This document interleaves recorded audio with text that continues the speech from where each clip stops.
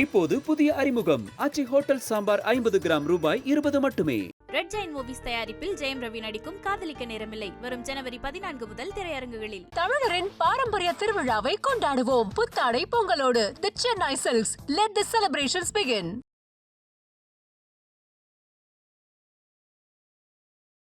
ஆளுநர் சொல்வது பச்சை பொய். தமிழ்த்தாய் வாழ்த்திற்கு முக்கியத்துவம் அளிக்க வேண்டும் அப்படின்னு சொல்லும்பொழுது தேசிய கீதத்தையும் உதாசீனப்படுத்தப்படும். செல்வி ஜெயலலிதாவை விட பெரிய தேசியவாதியெல்லாம் பார்க்க முடியும். அதோட பெரிய தேசியவாதியாக ஆளுநர் இருக்கார் RN ரவி. அதான் சொல்கிறேன், திடீர் குபீர் தேசியவாதியாக இவர் வந்திருக்கிறார். நிறைய முறை பேட்டி எடுக்கக்கூடிய ரங்கராஜ் பாண்டே அவர்களும் இதை பல இடத்துல தவறான தகவலை பதிவு செய்கிறார். அரசியல் சாசனம் அப்படி எதையுமே சொல்லலை. ஏன்னா ஒரு விஷயத்தை கையில் எடுக்கிறோம்னா ப்ரூஃபோட சொல்லணும். திரு ரங்கராஜ் பாண்டே அவர்களுக்கு ரொம்ப தெளிவாக section 51A of the constitution of India dealing with fundamental duties, இதில் எந்த இடத்துலையும் தேசிய கீதத்தை 2 முறை ஒழிக்க வேண்டும் என்று கிடையாது. அவருக்கு ரெப்ரசன்டேட்டிவா நான் இருக்க முடியாது. அவர்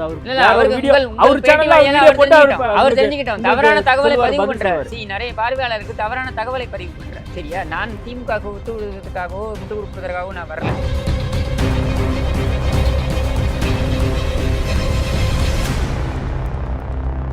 IBC தமிழ் நேயர்களுக்கு வணக்கம். இன்றைய நேர்காணலில் நம்மோடு இணைந்திருப்பவர் அரசியல் விமர்சகர் கிஷோர் கே சாமி அவர்கள். வணக்கம். வணக்கம். திமுகவுக்கு எதிராக ஒரு பக்கம் சீமான் அவர்கள் தொடர்ந்து பேசிகிட்டே இருக்காரு. அதிமுகவும் எதிர்க்கட்சி தலைவராக எடப்பாடி பழனிசாமி சட்டமன்றத்திலையும் அதே மாதிரி அறிக்கை வாயிலாகவும் ஒரு பக்கம் பேசிகிட்டே இருக்காரு.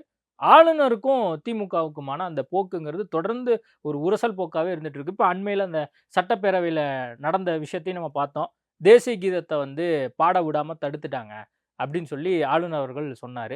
இந்த விவகாரம் தொடர்பாக இன்னைக்கு கூட ஆளுநர் அவர்கள் ஒரு விரிவான ஒரு தமிழில் உதாசீனப்படுத்துகிறாங்க தேசிய கீதத்தை அப்படின்லாம் அவருடைய ஆளுநர் சொல்வது பச்சை பொய்.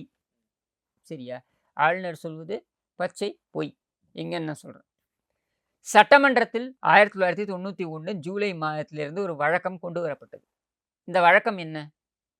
ஆளுநருடைய உரை ஆரம்பிக்கும் பொழுது தமிழ்த்தாய் வாழ்த்தும், ஆளுநருடைய உரை நிறைவு பெறும் பொழுது தேசிய கீதமும் ஒழிக்கப்படும். சரியா? இதுதான் வழக்கம். இந்த கன்வென்ஷனை கொண்டு வராங்க. எப்போ? 91 கொண்டு வராங்க. இதை ஏன் கொண்டு வந்தார்கள்? இதை கொண்டு வந்தது செல்வி ஜெயலலிதா. அவர் முறை முதலமைச்சராக வந்தவுடன் தமிழ்த்தாய் வாழ்த்திற்கு முக்கியத்துவம் அளிக்க வேண்டும் அப்படின்றதுக்காக இதை கொண்டு வந்தாங்க. தமிழ்த்தாய் வாழ்த்திற்கு முக்கியத்துவம் அளிக்க வேண்டும் அப்படின்னு சொல்லும் பொழுது தேசிய கீதத்தையும் உதாசீனப்படுத்தக்கூடாது. செல்வி ஜெயலலிதாவை விட பெரிய தேசியவாதியெல்லாம் பார்க்க முடியாது. அவரும் மிகப்பெரிய தேசியவாதி தான். அதோட பெரிய தேசியவாதியாக ஆளுநர் இருக்கார் RN ரவி. அதான் சொல்கிறேன், திடீர் குபீர் தேசியவாதியாக இவர் வந்திருக்கிறார். ஏன்னா இவரை பொறுத்திருக்கும் தேசியவாதம் என்பது தேசிய கீதத்தை 2 முறை ஒழிக்க செய்வது. இதுதான் இவரை பொறுத்திருக்கும் தேசியவாதம். எங்களை பொறுத்திருக்கும் அப்படி கிடையாது. இப்போ அதுக்கு என்ன சொல்கிறாருனாக்கா கான்ஸ்டியூஷன். ஏன்னா இதை நீங்கள் நிறைய முறை பேட்டி எடுக்கக்கூடிய ரங்கராஜ் பாண்டே அவர்களும் இதை பல இடத்துல தவறான தகவலை பதிவு செய்கிறார். இது அரசியல் சாசனத்துக்கு முரணானது என்று தவறு. ரங்கராஜ் பாண்டே தவறான தகவலை பதிவு செய்கிறார். அப்போ சட்டத்தில் அரசியல் சாசனம் சட்டத்துக்கு வரேன். அரசியல் சாசனம் அப்படி எதையுமே சொல்லலை. உதாரணத்திற்கு நம்ம தெளிவுபடுத்திடுவோம். ஏன்னா ஒரு விஷயத்தை கையில் எடுக்கிறோம்னா அது ப்ரூஃபோட சொல்லணும். திரு ரங்கராஜ் பாண்டே அவர்களுக்கு சேர்த்து தான் சொல்கிறேன். தேசிய கீதம் பொறுத்த வரைக்கும் ரொம்ப தெளிவாக section 51A of the constitution of India dealing with fundamental duties, அதாவது நம்மளுடைய அடிப்படை கடமைகள் அப்படின்றதுல it shall be the duty of every citizen of India to abide by the constitution respect its ideals அப்படின்னு போகுது. இதில் எந்த இடத்துலையும் தேசிய கீதத்தை 2 முறை ஒழிக்க வேண்டும் என்று கிடையாது. ஆனால் பாண்டே எதை சொல்கிறார் என்றால் மினிஸ்ட்ரி ஆஃப் ஹோம் அஃபேர்ஸ், அதாவது உள்துறை அமைச்சகம் ஒரு விதிமுறைகளை பரிந்துரைக்கிறது. இந்த விதிமுறைகளை என்ன சொல்கிறது என்றால் ஆளுநர் அல்லது பிரசிடென்ட் ஜனாதிபதி இவர்கள் ஸ்டேட் ஃபங்க்ஷன்ஸ் மாநில அரசாங்கவுடைய நிகழ்ச்சிகளுக்கு வரும்பொழுது அந்த நிகழ்ச்சிகளில் இது ஆரம்பத்திலும் இறுதியிலும் ஒழிக்கப்படலாம். ஷால் பி அப்படின்னா ஒழிக்கப்படலாம் அப்படின்னு சொல்லுது. இது மேண்டேட்ரியா என்றால் மேண்டேட்ரி கிடையாது. ஏன் மேண்டேட்ரி கிடையாது அப்படின்னா உள்துறை அமைச்சகத்துடைய உத்தரவுன்னு கூட கிடையாது. அது நீங்கள் கைட்லைன்னு வச்சுக்கலாம், உத்தரவுன்னே வச்சுக்கிறீங்கன்னே வச்சுக்கோங்க. இது எப்படி கட்டுப்படுத்தும் சட்டமன்றத்தை? உள்துறை அமைச்சகம் சட்டமன்றத்தை கட்டுப்படுத்த முடியுமா? கட்டுப்படுத்த முடியாது. நீதிமன்றத்தில் இம்யூனிட்டி இருக்குது ஓரளவுக்கு. சரியா? இங்கே அரசியல் சாசனம் மீறப்பட்டால் தான் நீதிமன்றம் தலையிடும். இல்லை, ஆளுநருக்கு ஒரு அதிகாரம் இருக்குது, பிரசிடென்ட்டுக்கு ஒரு அதிகாரம் இருக்குது. அதனால அவங்க சில விதிகளை வகுத்திருக்காங்க. அதன் காரணமாக கவர்னர் வரும்போதோ பிரசிடென்ட் வரும்போதோ ஆரம்பத்திலயும் இறுதியிலையும் யார் அந்த பாடலாம் விதிகளை அப்படிங்கிறது வகுத்திருக்காங்க? இருக்குல்ல. அப்ப கவர்னர் அந்த அந்த பிரமிஸை அந்த ஒரு இடத்துக்குள்ள உள்ள போறாரு. அப்ப பாடிட்டு போக வேண்டியது. யார் அந்த விதிகளை வகுத்திருக்காங்க? இந்த விதிகளை வகுத்திருப்பது யார்? இல்ல அதான் இப்ப நீங்க படிச்சீங்களே உள்துறை அதுல தானே இருக்கு. அமைச்சகம். சரியா? அரசியல் சாசனம் ரொம்ப தெளிவா 51A அரசியல் சாசனம் 2 முறை ஒழிக்க வேண்டும் என்று எங்கும் சொல்லல. அதற்கு மதிப்பளிக்க வேண்டும் என்று தான் சொல்கிறது. அதாவது தேசிய கீதத்திற்கு மதிப்பளிக்க வேண்டும் தான் இல்ல இப்ப சொல்லுது. சட்டப்பேரவைக்குள்ள இப்ப மதிக்க மாட்டாங்க தேசிய கீதத்தை யார் பாடி. சொன்னது? நீங்க எப்படி நீங்க அப்படி ஒரு முடிவுக்கு வரீங்க? ஆளுநர் உரை இல்ல ஆரம்பிக்கிறது. ஆளுநர் ரெக்வெஸ்ட் பண்ணி கேக்குறாருல. அதுதான் ஆளுநர் என்ன ரிக்வெஸ்ட் பண்ணி கேட்கிறாரா கேட்டதாக அவர் சொல்றாருன்னா, நீங்கள் இந்த தேசிய கீதத்தை ஆரம்பத்திலும் ஒழிக்கச் செய்யுங்கள்ன்ட்டு. நம்முடைய கேள்வி என்னன்னா, தேசிய கீதத்தை ஒரு முறை ஒழித்தால் தேசப்பற்று குறைவு, 2 முறை ஒழித்தால் தான் தேசப்பற்று அதிகம்னு ஏதாவது இருக்கா? அப்போ நீங்க வேண்டுமென்றே ஒரு பிரச்சனையை ஏற்படுத்த வேண்டும் என்பதற்காக வந்திருக்கிறீர்கள்னு தான் தெரியுது. சரியா? நாம சொல்லக்கூடியது என்னன்னா, நீங்க இவர் எப்போ இங்க ஆளுநர் ஆகுறாரு? 2022ல ஆறாருன்னு நினைக்கிறேன். அதுக்கு முன்னாடி யாரு இருந்தாரு? புரோஹித் இருந்தாருன்னு நினைக்கிறேன். அதுக்கு முன்னாடி யாரு இருந்தாங்க? வித்யாசாகர் ராவ் இருந்தாருன்னு நினைக்கிறேன். இவங்க எல்லாரும் யாருடைய பீரியட்ல இருந்தாங்க? அப்போ பிஜேபி தானே. பிஜேபி பீரியட்ல தான். இவங்களுக்கெல்லாம் ஏன் இந்த பிரச்சனை ஏற்படல? இல்ல இவ்வளவு ஐபில இருந்திருக்காரு. இவருக்கு ஒரு இருந்துட்டு போட்டோம். தேசப்பற்று அதிகமா இவருடைய இருக்கலாம். பிரச்சனை என்னன்னா, இவர் நாகாலாந்துக்கு ஆளுநராக இருந்த பொழுது அதையும் சொல்லிடுறேன். வரலாறு என்ன உண்மையோ அதை சொல்லணும். நாகாலாந்தில் இவர் ஆளுநராக இருந்தபொழுது தான் முதல் முறை தேசிய கீதம் என்பது அந்த சட்டமன்றத்தில் ஒழிக்கப்பட்டது. நல்ல விஷயம் தானே. அது அந்த இடத்துக்கு பொருந்தும். நீங்க நார்த் ஈஸ்ட்ன்னு வரும்பொழுது, அங்க இருக்கக்கூடிய அரசியல் தட்பவெப்பம் என்பது வேற. சரியா? அவர்கள் இந்தியாவுடன் எப்படி அவர்களை இல்ல இப்ப இணைத்துக் இங்க வந்து கொண்டார்கள் என்ன சொல்றாங்க? அப்படின்றது வேற. தமிழ்நாடு தனிநாடு மாதிரி பேசிட்டு இருக்காங்க. யார் இங்க பேசினாங்க? திராவிட ஐடியாலஜி யார் பேசுறவங்க பேசினாங்க? யார் இல்ல பேசினாங்க? மத்திய அரசாங்கம் வந்து வேற, இங்க இருக்கக்கூடிய அரசாங்கம் வேற அப்படின்னு சொல்லி நீங்க அவர் அந்த பிரிச்சு பாக்குற கிடையாது. விஷயத்தெல்லாம் வந்து உன்னிப்பா கவனிக்கிறாரு. அதனால பாட என்னத்த சொல்றாரு. கவனிக்கிறார்? நான் கேட்கிறேன். இப்ப நான் என்ன கேட்கிறேன்? நாகாலாந்துல அது நீங்க சொல்லக்கூடிய சட்டங்களை கொண்டு வரலாம்னு நீங்க நினைக்கலாம். இங்க எப்படிங்க நீங்க கொண்டு வருவீங்க? தேசியத்தை இந்த நாட்டுக்கு கற்றுக் கொடுத்த மண்ங்க இந்த மண்ணு. இந்த துணை கண்டத்துல பாகிஸ்தான், பங்களாதேஷ் எல்லாத்தையும் சேர்த்துக்கோங்க. இந்த துணை கண்டத்துல ஒரு மாவட்டம் என்றால் என்ன என்பதனை சேலம் மாவட்டத்திலிருந்து தான் நாங்கள் கற்றுக் கொடுத்தோம். இந்திய ராணுவம் என்பது எப்படி இருக்க வேண்டும் என்பதை எங்களுடைய மெட்ராஸ் ரெஜிமெண்ட்டிலிருந்து நாங்கள் கற்றுக் கொடுத்தோம். இந்திய தேசிய சுதந்திரத்துக்காக எப்படி போராட்டத்தை நடத்த வேண்டும் என்பதனை இங்கே இந்திய தேசிய காங்கிரஸ் என்பதற்கான விதை இங்கே அன்னி பெசன்ட் அம்மையார், திலகரும் இவங்களும் அன்னி பெசன்ட் அம்மையாரும் இங்க தியோசாபிக்கல் சொசைட்டி அங்கதான் அதற்கான விதை போடப்பட்டது. நாங்கள் தேசியத்தை கற்றுக் கொடுத்தோம். ஒத்துழையாமை போராட்டம் என்பதனை எப்படி இங்கே முன்னெடுத்து செல்ல வேண்டும், இந்த நாடு எப்படி முன்னெடுத்து செல்ல வேண்டும் என்பதனை ஆவடியில் நடந்த காங்கிரஸ் கூட்ட மாநாட்டில இருந்து நாங்கள் முன்னெடுத்து கொடுத்தோம்.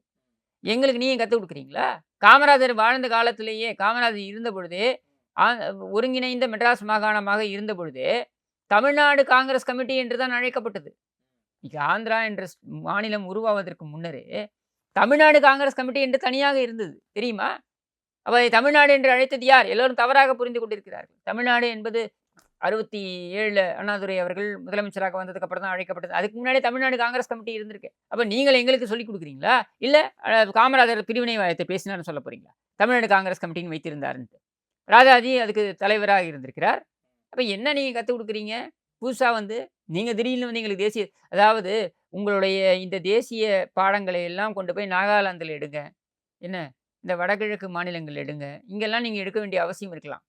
எங்களுக்கு அவசியம் கிடையாது. உங்களுக்கே நாங்கள் தான் கற்றுக் கொடுத்தோம். உங்களுடைய பீகார் பகுதி அதையெல்லாம் வந்து பாகிஸ்தானோட போகலாமான்னு விவாதித்துக் கொண்டிருந்த பொழுதே நாங்கள் போக மாட்டோம் என்று சொன்ன இடம் எங்களுடைய இடம். அதனால தயவு செய்து எங்களுக்கு வரலாற்று பாடங்களோ அல்லது தேசியம் குறித்த பாடங்களோ நீங்கள் எடுக்காதீர்கள். திமுக போன்ற தீய சக்திகள் எப்பொழுதாவது பிரிவினைவாதம் குறித்து பேசுவார்கள் என்றால் அவர்களை எப்படி எதிர்கொள்ள வேண்டும் என்று எங்களுக்கு தெரியும். ஓகே நீங்க சொல்லிட்டீங்க. அவர் பார்த்து புரிஞ்சுக்கிறாருன்னு பாப்போம். ஏன்னா அவருக்கு தமிழ் நான் தெரியுமா? திரும்பி இல்ல சொல்றேன். அவருக்கு தமிழ் தெரியுமா? பாண்டே கிஷோர் கேசாமியோட இன்டர்வியூ அவர் பார்க்கட்டும். பார்த்துங்க. பார்க்கட்டுங்க. பாண்டே போன்றவர்கள் திரும்ப திரும்ப தவறான ஒரு தகவலை பதிவு செய்கிறார்கள். என்னன்னா அரசியல் சாசனம் வந்து இங்கே வந்து மீறப்பட்டிருக்குன்னு. இல்லை, நீ தேசிய அந்த கீதத்தை ஒரு முறை பாடினாலும் அது தேசிய கீதம் இல்ல தான். அதான் 2 முறை பாடினாலும் தேசிய கீதம் தான். மாறாக இந்த ஆளுநர் எதற்காக ஓடி போனார்? அவருக்கு ரெப்ரசன்டேட்டிவா நான் இருக்க முடியாது. அவர் இல்ல, வேற ஒரு அவருக்கு வீடியோ உங்கள் அவர் பேட்டி சேனல்ல வாயிலாக வீடியோ போட்டு அவர் அவர் உங்களுக்கு தெரிஞ்சுக்கிட்டோம். தவறான தகவலை சொல்லுவார், பதிவு பதில் பண்றாரு. சொல்லுவார். நிறைய பார்வையாளருக்கு தவறான தகவலை பதிவு பண்றாரு. சரியா? நான் திமுகவுக்கு ஒத்து விடுவதற்காகவோ முட்டு கொடுப்பதற்காகவோ நான் வரல. ஆனா நான் சொல்லக்கூடியது என்னன்னா, இது 91லேருந்து இருக்கக்கூடிய ஒரு கன்வென்ஷன். ஏன் திடீரென்று உங்களுக்கு இப்போ பிரச்சனையாவது? எப்பொழுதெல்லாம் திமுக ஒரு பிரச்சனைக்குள் சிக்குகிறதோ அப்பொழுதெல்லாம் ஆளுநர் வருவார் காப்பதற்கு. இது மாதிரியான உப்பு சப்பு இல்லாத விஷயங்களை பேசிக்கொண்டு அப்படின்றதான் என்னுடைய நிலைப்பாடு, எங்களுடைய கருத்து. ஓகே. இன்னொரு விஷயம் என்னன்னா, இப்போ ஈரோடு கிழக்கு இடைத்தேர்தலுக்கான அந்த தேதி அறிவிக்கப்பட்டு, திமுக சார்பாக வந்து வேட்பாளரையே அறிவிச்சுட்டாங்க. அதிமுக புறக்கணிக்கிறோம் அப்படின்னு சொல்லிடுச்சு. தேமுதிகவும் கிட்டத்தட்ட அதே நிலைப்பாடு தான். தேர்தல் ஜனநாயகபூர்வமா நடக்காது அப்படின்னு சொல்லி அதிமுக சார்பா அறிவிக்கப்பட்டிருக்கு. நாம் தமிழர் கட்சிலாம் போட்டியிடுது. அதிமுக போட்டியிட்டு இருக்க வேண்டாமா? அதாவது இதுக்கான ஆன்சர் என்னன்னா, நீங்க இன்னைக்கு இடைத்தேர்தல் அப்படின்றது என்ன மாறி இருக்கு? இன்னைக்கு இருக்கக்கூடிய அரசியல் என்ன? நீங்களே பார்க்குறீங்க. சட்டமன்றத்தில இது வந்து ஒரு ஒரு பத்திரிகையாளராக, ஒரு ஊடகவியலாளராக நீங்களே பார்க்கக்கூடிய விஷயமா தான் இருக்கும். சட்டமன்றத்தில எதிர்க்கட்சி தலைவர் பேசும்பொழுது நேரலை துண்டிக்கப்படுது. சரி, எதிர்க்கட்சி வரிசையில் இருக்கக்கூடிய தலைவர்கள், அதாவது அ எஸ்பி வேலுமணியோ, கேபி முனுசாமியோ அவங்களோட தொகுதி சார்ந்த விஷயங்கள் கேட்கும்பொழுது, பிரச்சனைகள் அவங்கலாம் எம்எல்ஏக்கள் தானே! முன்னாள் அமைச்சர்கள், இன்றைக்கு எம்எல்ஏக்கள் தானே! அவங்கெல்லாம் தொகுதி சார்ந்த பிரச்சனைகளை கேட்கும்பொழுது, அவர்கள் எதிர்ப்பு செய்யப்பட்டு, வெறும் அப்பாவையும் அந்த அமைச்சரையும் மட்டும் காமிக்கிறாங்க. இத நம்ம பார்க்குறோம் இல்லையா? இப்போ ஒரு எம்எல்ஏ எதுக்கு தேர்வு செய்ய அனுப்புறோம்? சட்டமன்றத்துக்கு எதுக்கு அனுப்புறோம்? ஒரு எம்எல்ஏவை சட்டமன்றத்துக்கு தேர்வு செய்து அனுப்புவது, மக்களுடைய தொகுதி சார்ந்த பிரச்சனைகளை பேசுவார்கள் என்றால், அதையெல்லாம் நீங்கள் இட்டெடுப்பு செய்வீர்கள் என்றால், இந்த எம்எல்ஏவாக இருப்பதற்கான பயன் என்ன? இப்படியான சூழல்ல, இன்னைக்கு விக்கிரவாண்டி தேர்தல்லையும், ஈரோடு கிழக்கு இதுக்கு முன்னாடி நடந்த தேர்தலையும் நம்ம பார்த்தோம். என்ன கேலி கூத்து அரங்கேறியது அப்படின்னு சொல்லிட்டு. அதாவது ஒரு எம்எல்ஏ இறந்து போயிடுறார். அவருடைய தகப்பன் வயதில் முதிர்ந்தவர். அவர் போய் சொல்றாரு. யார்ட்ட? முதலமைச்சர்ட்ட சொல்றார். என்னுடைய வயது மூப்பின் காரணமாக என்னால் இயங்க முடியாது. எனக்கு வயதாகிவிட்டது. என்னால இயங்க முடியாது. என்னுடைய மகன் இறந்து விட்டான். அந்த துயரத்தில் வேற நான் இருக்கேன். அப்படின்னும் பொழுது, இதை கடந்து என்னால் இயங்க முடியாதுன்னு சொன்னதுக்கு அப்புறமும் வீம்புக்காக நீங்க அவரை நிறுத்துறீங்க. அப்போ தொகுதி மீது உங்களுக்கு அக்கறை இல்லை. ஏதோ ஒரு அனுதாப வாக்கு வரணுன்ட்டோ, இல்ல வேற யாரும் வந்து அங்க உட்காந்து பிரச்சனை பண்ணக்கூடாது அப்படின்றதுக்காகவோ, நீங்கள் அவரை நிறுத்துறீங்க. அப்போ இங்க முழுக்க முழுக்க அரசியல் காரணங்கள் தான். நீங்கள் வந்து ஈவி.கே.எஸ். இளங்கோவனை தேர்வு செய்தது அரசியல் காரணம் தான். அதுல எங்கேயுமே வந்து தொகுதி மக்கள் சார்ந்த அக்கறை இல்லை. சரி, அப்படி நிறுத்துறீங்க. அவர் ஒரு 7 மாசத்துல அவர் இறந்துடுறார். சட்டமன்றத்தில எத்தனை முறை ஈரோடு கிழக்கு குறித்து அவர் பேசியிருக்கிறார்? எத்தனை முறை கோரிக்கைகளை வைத்திருக்கிறார்? அங்க வந்து ஸ்டாலின் புகழை பாடிக்கொண்டிருந்தார். எதிர்க்கட்சிகளை வசைபாடிக் கொண்டிருந்தார். இதை தவிர்த்து வேற என்ன பண்ணியிருக்காரு? அப்ப நம்முடைய கேள்வி, இவரை நீங்கள் தேர்வு செய்தது, மக்கள் தேர்வு செய்தது வேற வழி இல்லாம. ஆனால் நீங்கள் தேர்வு செய்தது உங்களுக்கு ஆப்ஷன் இருந்தது. மக்கள் வந்து ஈரோடு கிழக்குல ஈவி.கே.எஸ். இளங்கோவனை தேர்வு செய்ய வேண்டிய நிலைக்கு தள்ளப்பட்டார்கள். என்னன்னா, நீங்க தான் ஆளுங்கட்சி. அதனால ஆளுங்கட்சிக்கு ஓட்டு போட்டுருவோம் அப்படின்ற ஒரு நிலைப்பாடு இது எப்பவுமே இடைத்தேர்தலில் மக்கள் எடுக்கக்கூடிய நிலைப்பாடு. இல்ல நீங்க சரியா? சொல்றதெல்லாம் இப்ப ஓகே. என்னுடைய கேள்வி என்னன்னா, இப்படியான ஒரு சூழல்ல நீங்கள் மக்களை கொண்டு போய் பட்டியல் அடைப்பீர்கள். எதிர்க்கட்சி தலைவரை சட்டமன்றத்தில பேச விட மாட்டீங்க. கள்ளக்குறிச்சி போன்ற இடங்கள்ல அதாவது எதிர்க்கட்சி எம்எல்ஏ, அதிமுக எம்எல்ஏ கலெக்டரிடம் கொண்டு போய் மனு குடுக்குறார். கள்ளச்சாராயம் வந்து இங்க வந்து விற்பனையில இருக்குன்னு கண்டுக்க மாட்டாங்க. எஸ்பிட்ட மனு குடுக்குறார், கண்டுக்க மாட்டாங்க. சட்டமன்றத்தில கவன ஈர்ப்பு தீர்மானம் கொண்டு வருவாங்க, கண்டுக்க மாட்டாங்க. எதிர்க்கட்சி தலைவரும் அதை சேர்த்து கவன ஈர்ப்பு தீர்மானம் கொண்டு வருவார், கண்டுக்க மாட்டாங்க. இது எதையுமே பண்ணாலும் கண்டுக்க மாட்டீங்க. அங்க மரணங்கள் நடைபெறும். சரியா? இப்படி இருக்கும் சூழ்நிலையில நீங்க சரி, தேர்தல் நடக்குது. ஜனநாயக முறைப்படி போய் சந்திக்கலான்னா, போய் சந்திப்பதை கூட தடுப்பீர்கள். அதாவது மக்களை கொண்டு போய் பட்டியல் அடைத்து விடுவீர்கள். பட்டியல் அடைத்து எதிர்க்கட்சி தலைவர்கள் வாக்கு பிரச்சாரத்துக்கு கூட, ஓட்டு போடுறத விடுங்க, வாக்கு பிரச்சாரத்துக்கு மக்களை போய் சந்திப்பதை கூட தடுப்பீர்கள் என்றால், இது என்ன ஒரு ஜனநாயகம்? இல்ல இந்த இப்போ கேலி கூத்தில் அதிமுக எதற்காக எதிர்க்கட்சி நீங்க வந்து எதற்காக இந்த எதிர்க்கட்சி அங்கே பங்கு பெறணும்? இல்ல இப்போ இந்த முறை வந்து அதிமுக சார்பா யாரும் நிப்பாட்டல அப்படின்னா, அதிமுக சேர்ந்தவங்க இன்னும் சோர்வா தானே அடைவாங்க. ஆல்ரெடி அதிமுக வந்து தேய்ந்து வருகிறது, கிடையாது. பதுங்கிருச்சு அதிமுக அப்படின்லாம் சொல்லிட்டு வராங்க. அப்படி யார் பேசிட்டு இருக்காங்க? மீடியால வேலையெல்லாம் பேசிட்டு இருக்க வேண்டியதுதான். மீடியால கடந்த 3½ ஆண்டுகளாக அதிமுக குறித்து தானே உருட்டிக்கிட்டு இருக்காங்க.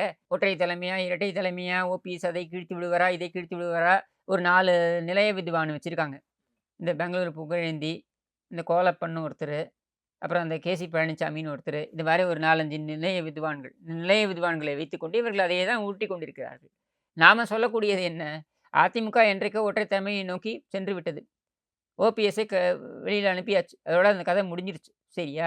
ஓபிஎஸ் எதை நிலைநாட்டுவதாக இருந்தாலும், இல்லை எத்தனை பெரிய செல்வாக்கை கொண்டு வருவதாக இருந்தாலும் வேண்டாம் என்று சொல்லியாச்சு. அது வந்து முடிஞ்சு போச்சு. முடிஞ்சு போன கதை. ஆனால் முடிஞ்சு போன கதையை இவர்கள் தான் உருட்டி நான் என்ன கொண்டிருக்க. கேட்கிறேன், நாம் தமிழருக்கு இருக்கக்கூடிய தைரியம் ஏன்? அதிமுகவுக்கு இல்லையே. இதுக்கு தைரியமே கிடையாது. குருட்டு தைரியம் அவசியமும் கிடையாது. நம்மை பொறுத்த வரைக்கும் இன்னும் ஓராண்டில் தேர்தல் வரப்போகுது. இதே தொகுதியில இன்னும் ஓராண்டுல தேர்தல் வரப்போகுது. அப்ப நம்முடைய ரிசோர்ஸஸ அங்கே இருந்து எத்தனை மாவட்ட செயலாளரையும் கொண்டு வந்து இங்க எதுக்குன்னா, இப்போ பொதுச் செயலாளர் வந்து அவர் பயணம் மேற்கொள்ள போகிறார். இந்த தை மாதத்திலிருந்து அவர் வந்து ஒரு தொகுதி வாரியாக பயணம் மேற்கொள்ள போகிறார். ஒவ்வொரு தொகுதியிலும் வாக்காளர் அட்டை சரிபார்ப்பதிலிருந்து ஆரம்பித்து மற்ற வேலைகள்லாம் நடந்துகிட்டு இருக்கு. நாம ஏன் கவனத்தை சிதறடிக்கணும்? சிதறடிச்சு அங்கே போய் உட்காந்து நீ என்ன வாக்காளர்களை சந்திக்க விட போறியா?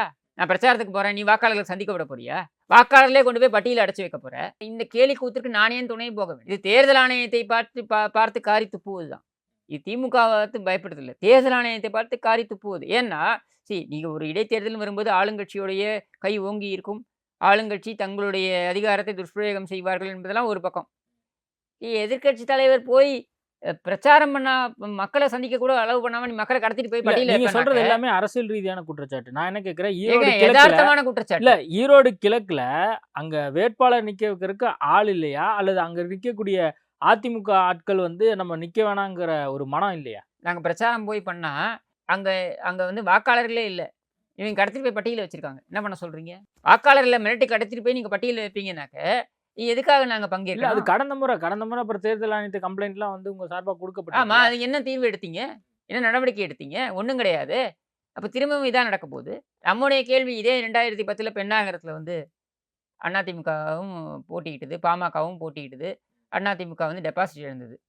2011 பாமக வந்து திமுக கூட்டணியோட போச்சு. இது பெண்ணாகரத்தில் வெற்றி பெற்ற திமுகவுடன் 2வது இடம் பெற்ற பாமக போச்சு. அதே பெண்ணாகரத்தில் அதிமுக ஜெயிச்சுது பொது தேர்தல். 3வது இடத்துக்கும் என்னமோ தள்ளப்பட்டார் அன்புமணி. அப்போ நம்மளுடைய கேள்வி என்ன இங்கே அப்படின்னா, நீங்கள் வந்துட்டு இந்த இடைத்தேர்தல் இன்னும் 1 வருஷம் தான் இருக்குது தேர்தலுக்கு அப்படின்ற பட்சத்தில் இது ஏன் நம்ம வந்து இந்த சர்க்கஸை நம்ம வந்து நம்மளை ஈடுபடுத்திக்கணும்னு நினைக்கிறது சரிதானே? ஓகே, பார்ப்போம் என்ன நடக்க போகுதுன்னு சொல்லி. இறுதியாக ஒரு கேள்வி, சோஷியல் மீடியாவில் 2 நாளாக வந்து அதிகமாக பகிரப்பட்ட ஒரு விஷயம். காயத்ரி ரகுராம் வந்து ஸ்டேஜில் இருக்காங்க. அந்த ஸ்டேஜில் இருக்கும்போது வளர்மதி இன்னும் ஒரு சில முக்கிய நிர்வாகிகள் வந்து அவங்கள தள்ளி விட்டு பின்னாடி நில்லுன்னு சொல்ல அவங்க வந்து கோச்சிட்டு வெளியே வந்துட்டாங்க. இது தொடர்பாக காயத்ரி ரகுராம் கூட வந்து ஒரு தொலைபேசி உரையாடல் வந்து வெளியாச்சு. இப்போ எடப்பாடி தலைமை ஏற்ற பின்பகு இந்த மாதிரி விஷயங்கள்லாம் நடக்குது, இதெல்லாம் கவனத்தில் கொள்றாரா? மகளிர் அணியுடைய கூட்டம் இது, அதிமுக மகளிர் அணியுடைய கூட்டம். மகளிர் அணியுடைய கூட்டத்தில் எந்த பெண் அதிகாரியோட இடுப்பும் கிள்ளப்படவில்லை.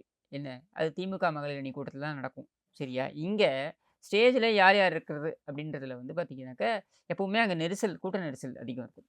கூட்ட நெரிசல் அதிகம் இருந்த காரணத்தினால அவங்க அங்கேருந்து வெளியில் வராங்க, அவ்வளவுதான். இல்லை, அவங்க சொன்ன வார்த்தை ஏதோ ஒரு கடினமான வார்த்தை போல இருக்கே. காயத்ரி ரகுராம் அந்த தொலைபேசி உரையாடல யார்ட்டையும் ஏங்க, இது வந்து ஒரு தொலைபேசி உரையாடலில் நீங்கள் அடிப்படையாக வச்சு என்னென்னு எடுத்துப்பீங்க? அவங்க அங்கே கால் பண்ணி உங்களுக்கு இல்லை கோச்சிட்டு போயிட்டாங்களே. அந்த அண்ணா யூனிவர்சிட்டி விவகாரத்தில் நான் வந்து அந்த மாணவிக்காக நிற்கிறேன், அதிமுக நிலைப்பாடோட சேர்ந்து நானும் வந்து இந்த போராட்டத்தில் பங்கேற்கிறேன் அப்படின்னு இருந்த காயத்ரி ரகுராம நீங்க வெளியே அனுப்பிச்சிட்டீங்க. யாரும் வெளியிலலாம் அனுப்பல. யார் சொன்னது நீங்க வெளியில அனுப்பினாங்க? அவங்க வெளியே கிளம்பி போறாங்க. அந்த மேடையிலேருந்து அந்த கூட்டம் அதிகமாக இருந்ததுனால அங்கேருந்து கூட்டம் அதிகமா இல்லை, வளர்மதி ஏதோ சொன்னாங்களா அதான் கிளம்பி வந்துட்டாங்க. நீங்களா கற்பனை பண்ணிக்கிறீங்க. அவங்க அங்கேருந்து கிளம்பி போறதுன்னா கூட்டம் அதிகமாகிடுச்சு, அதனால அவங்களால நிற்க முடியலாங்க அப்படின்றதுனால வெளியில போய் வெயில் அடிச்சு கிளம்பி போயிட்டு இருக்கலாம். ஏன் இருக்கக்கூடாது? அப்படி பார்த்தீங்கன்னாக்கா இப்போ இன்னைக்கு திமுக கூட்டம் நடந்தது, ஸ்டாலின் வந்தாரா, உதவாநிதி வந்தாரா, ஏன் வரல?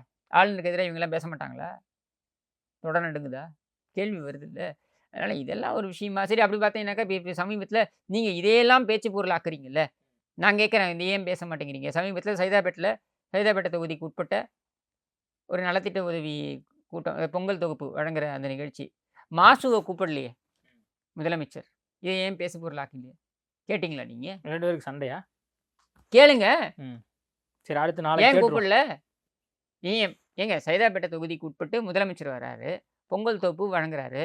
பொங்கல் தொகுப்புனா என்ன? அந்த 1 கிலோ அரிசி, 1 கிலோ சர்க்கரை, 103 ரூபாய் மதிப்புள்ள ஒரு பொருட்கள், அரிசி, சர்க்கரை, அப்புறம் ஒரு கரும்பு துண்டு, இது வழங்க வராரு. இந்த விழாவுக்கு ஏன் தொகுதி எம்எல்ஏ அழைக்கப்படவில்லை?